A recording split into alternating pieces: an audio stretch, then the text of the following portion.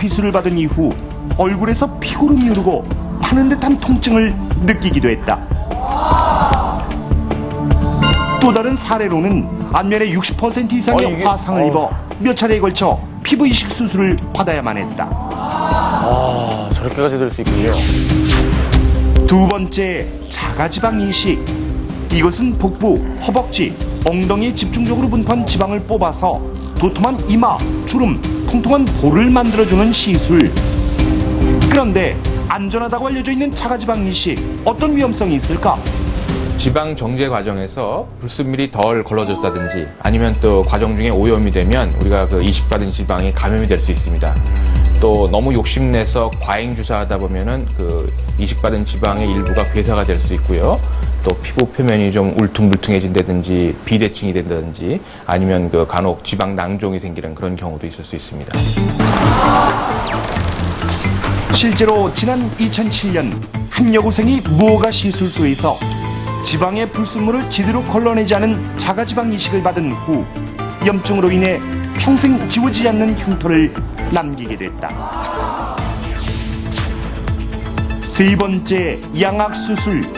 위턱과 아래턱을 동시에 교정해 아름다운 얼굴형을 만들어주는 다소 복잡한 수술인데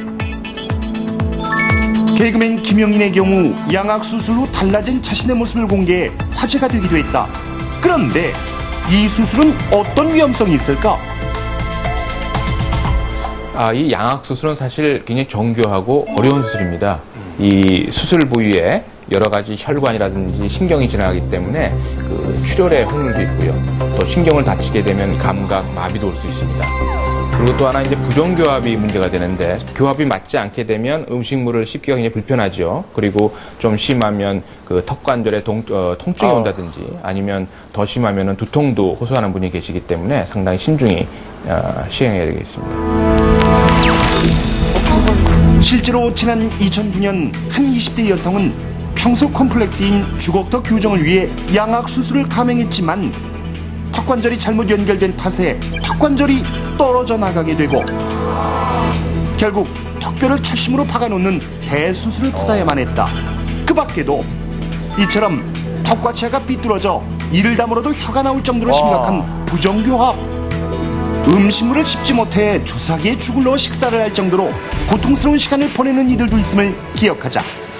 무심코 방치한 당신의 행동, 때론 큰 병의 시작이 될 수도 있습니다. 어느 날 갑자기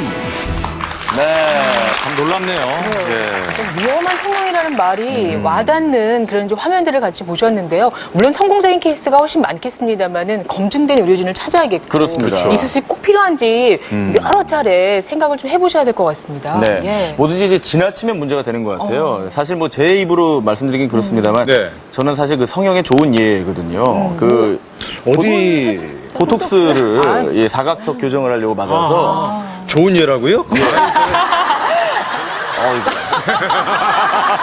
들어보신 그 저 수술 중에 예.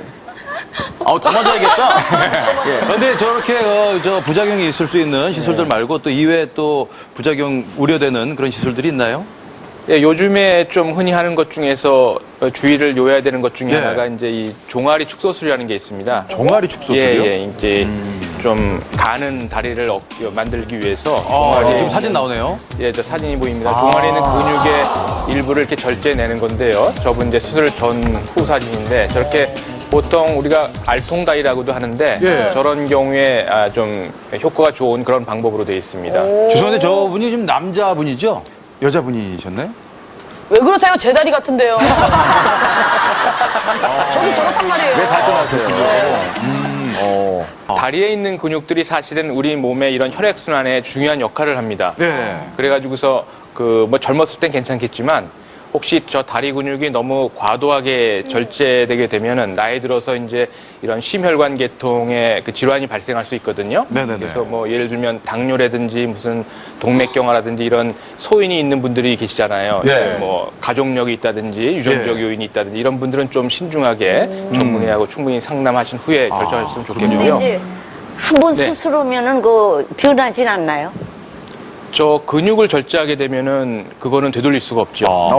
조금 전 같은 경우에 이제 수술이 잘 된 경우의 사진이고 네. 이게 좀 잘못된 사진의 경우죠, 네, 이게? 이 부작용인가요? 이 경우는 보면은 저 다리 근육이 이제 아마 시술 당시에 근육이 너무 손상을 많이 받아서 근육이 이렇게 구축이 왔습니다. 그래서 보통 이렇게 까치바이라고 그러죠. 네. 저렇게 다리 뒤꿈치를 들고 생활해야 되는 실내에서도 아니 이렇게 제대로 서 있을 수가 없어요? 예, 근육이 좀 짧아져 있으니까 근육을 짧게. 뒷근육을 짧게 해놓으니까 절개해서. 이걸 든 다음에 아마 그 내려오지 일부러 않는. 짧게 하진 않았겠지만 이제 시술 과정에서 잘못된 손상을 거죠. 좀 많이 받았겠죠. 아, 저는 그래서 까치발을 들고 있는 줄 알았는데. 내내 저렇게 하고 지내셔야 된다고요? 네, 실내에서도 저렇게 굽이 높은 신발을 신어야 된다든지 흔치는 않지만 저런 일이 발생할 수도 있습니다. 아, 뭐 방법이 없네. 놀랍네요. 다시 되돌릴 수 있는. 그 근육이 이제 구축이 오게 되면은 네.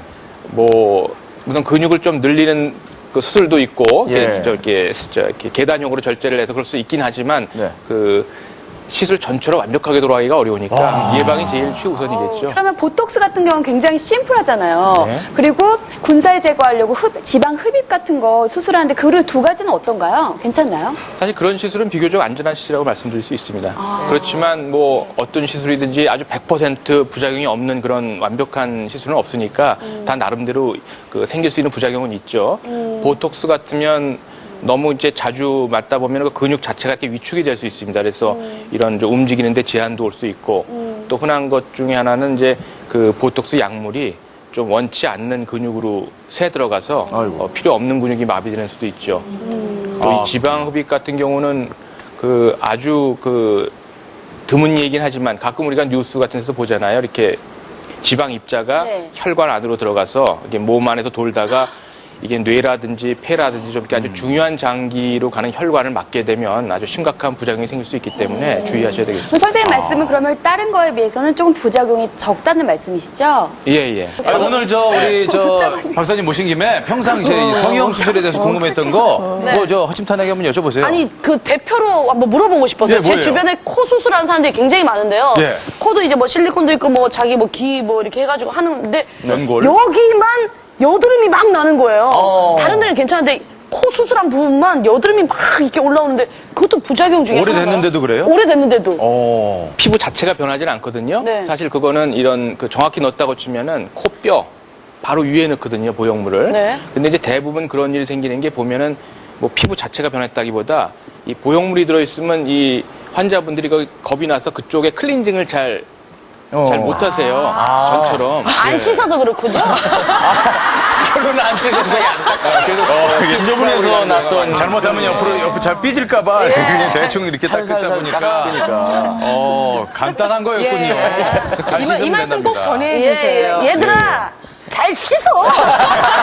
부작용이 아니래. 잘 씻으라고. 우리나라에서 가장 많은 그 수술, 국민들이 가장 많이 받은 수술이 과연 뭘까? 혹시 짐작 가는 게 있으세요? 뭘까요? 뭐 한 1, 2, 3을 생각한다면? 1위는 확실합니다. 뭡니까? 쌍꺼풀 수술입니다. 쌍꺼풀. 그럼 쌍꺼풀. 또 어떤 게 가장 많을까요? 제왕절개 수술 뭐. 네, 제왕절개가 제일 제왕절개. 많죠. 애기 남겨놓을 예. 때. 2009년 조사를 해봤더니요. 우리나라 국민들이 가장 많이 받은 수술 3위가 제왕절개네요. 맞네요. 예. 그리고 2위가 백내장 수술이에요. 그러네요. 많으시잖아요. 1위가 치질입니다. 제일 많은 게 치즈입니다. 수술을. 예. 예. 그래서 오늘 이 치질에 대해서 확실하게 짚어보는 시간 갖겠습니다. 위대한 밥상을 통해서 함께 하시죠. 자, 눈부신 봄날입니다. 오늘도 건강의 비법을 찾아서 위대한 밥상 받으러 나왔습니다. 날씨 진짜 좋네요. 너무 좋죠. 옷도 좀 가볍게 입지. 아직도 그렇게 또. 실컷 추울 때는